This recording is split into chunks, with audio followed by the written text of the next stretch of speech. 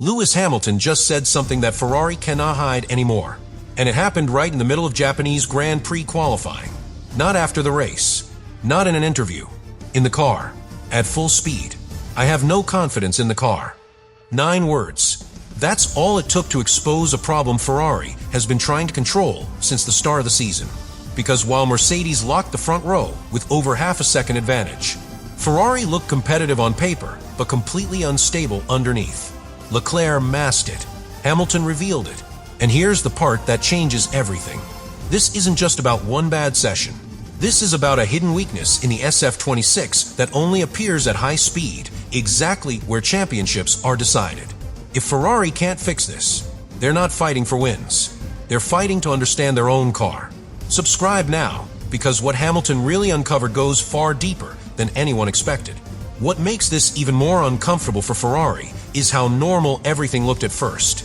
Because if you only watch the results, you'd think nothing was wrong. Both cars in Q3. Leclerc starting near the front. Hamilton still in the mix. No crash. No failure. No obvious issue. But that's exactly why this is dangerous. Because the real problem isn't visible on the surface. It's hidden inside the way the car behaves. And Suzuka is the worst place to hide anything. Because this track exposes everything. High-speed corners. Long flowing sections. No room to hesitate. No time to correct mistakes. You either trust the car, or you lose time instantly. And this is where the first cracks started to appear. During practice, Ferrari already noticed something unusual. Not a dramatic issue. Something subtle, but consistent. The tires were overheating faster than expected, especially through the fastest parts of the track. Spoon, 130R, the final chicane. And that changes everything. Because when tires overheat, they stop giving feedback. Grip becomes unpredictable. The rear starts to move. The front stops responding cleanly. And suddenly, the driver is no longer in control. He's reacting, guessing, managing, instead of attacking. Now here's where it gets even more critical. The second half of Suzuka was resurfaced. Brand new asphalt.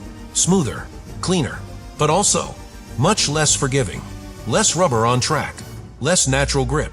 And a much narrower window where the tires actually work. Which means if the car is even slightly out of balance, you fall out of that window immediately. And when that happens, confidence disappears. And that's exactly what Hamilton was feeling. Not a lack of speed, a lack of trust. Because the car wasn't giving him clear signals. Corner after corner, lap after lap. And here's the key detail most people missed. Leclerc didn't have the same problem. At least not in the same way. He adapted faster. He pushed earlier. He extracted performance even when the car wasn't perfect. And that difference started to show immediately. In Q1, Leclerc goes fastest, controls the session, looks completely at ease. Hamilton, meanwhile, almost 0.4 slower. That gap is not just performance, that's confidence. And as the session progresses, something interesting happens. Hamilton gets closer, little by little, lap after lap. The gap shrinks, which sounds positive, but actually reveals the real issue. He needs time to understand the car. He needs laps to build trust. And in qualifying, that's a luxury you don't have. Because by the time he starts to feel comfortable, the session is already over. And that creates a hidden disadvantage. Not visible in the final result, but decisive in performance. Because while Hamilton is still adapting, Mercedes is already extracting everything from the very first lap. No hesitation, no uncertainty, just execution. And this is where the gap really begins. Not in raw speed, but in confidence. Confidence that allows you to push immediately. Confidence that turns a good car into a dominant one. And Ferrari right now doesn't have that. But this is only the beginning. Because what happens next in qualifying is where the real problem becomes impossible to ignore. And this is where everything breaks. Because Q3 doesn't just decide the grid. It exposes the truth. No excuses. No traffic. No second chances. Just one lap where the car shows exactly what it really is. Leclerc starts his lap. And for a moment, it looks incredible. First sector. Fastest of anyone. Cleaner lines. More commitment. More speed. You can feel it. This could be the lap.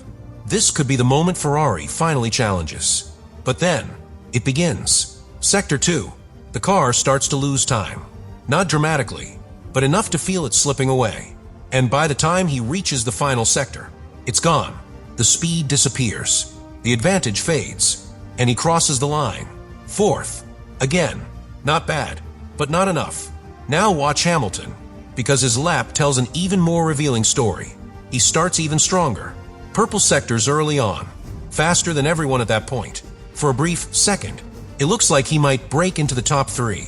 Maybe even challenge.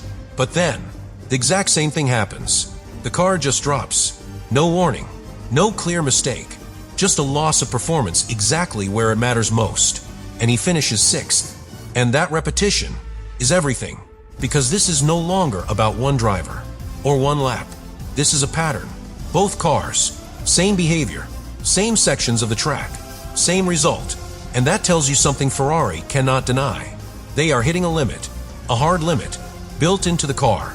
And Suzuka exposed it perfectly, because this circuit amplifies one specific weakness: high-speed performance.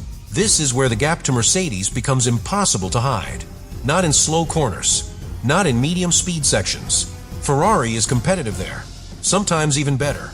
But the moment the car reaches maximum load, maximum speed, the problem appears. Energy deployment drops earlier than expected.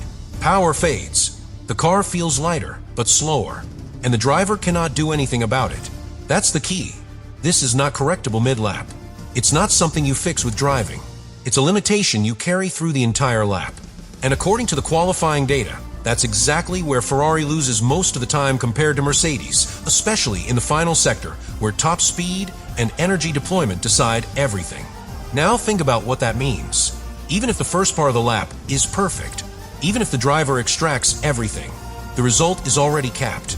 There is a ceiling, and both drivers hit it, every time. Now connect this back to Hamilton, because this is where his message becomes even more powerful.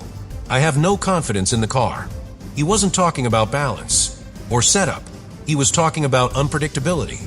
A car that feels strong until suddenly it doesn't. A car that invites you to push, then punishes you for it. And at 200 miles per hour, that's not just uncomfortable. It's unacceptable, because confidence at high speed is everything. Without it, you lift, just slightly, just enough to lose time. And that's all it takes. Now here's the part that should worry Ferrari the most. Leclerc is masking the problem. He's extracting performance despite it. But even he cannot escape that final sector loss, which means the issue is bigger than any driver, bigger than any setup. It's systemic. And when a problem is systemic, it spreads into race pace, into tire life, into strategy, into everything. And that's exactly what we're about to see next. Because what happens over a full race distance makes this qualifying issue look even worse. And this is where the situation goes from worrying to genuinely alarming. Because over one lap, you can sometimes hide a weakness. You can compensate. You can take risks. You can push beyond what the car naturally allows. But over a full race distance, there is nowhere to hide. And the data already tells the story. Ferrari is losing around 7/10 per lap to Mercedes in race conditions. 7/10 every single lap. Now pause for a second and think about that. After 10 laps, that's 7 seconds. After 20 laps, 14 seconds. By the end of the race, you're not fighting anymore. You're surviving. And here's the detail that makes it even worse. The gap doesn't stay constant. It grows, because Ferrari has another problem layered on top of everything else. Tire degradation. The SF-26 consumes its tires faster, especially when pushed, especially in high-speed sections, which means the drivers are forced into a compromise. Push and destroy the tires, or manage and lose time anyway. There's no winning scenario. And this is where everything connects back to qualifying, because the same instability, the same lack of confidence, the same unpredictable behavior doesn't disappear on Sunday. It gets amplified, lap after lap, corner after corner. Now imagine being Hamilton in that situation. You already don't fully trust the car. You already feel that inconsistency at high speed. And now, you have to manage tires that are degrading faster than your rivals. That's not just difficult. That's exhausting. Mentally, physically, constant correction, constant adaptation. No rhythm, no flow. And in Formula One, rhythm is everything. Now compare that to Mercedes. Their car is stable, predictable, consistent. Drivers know exactly what to expect.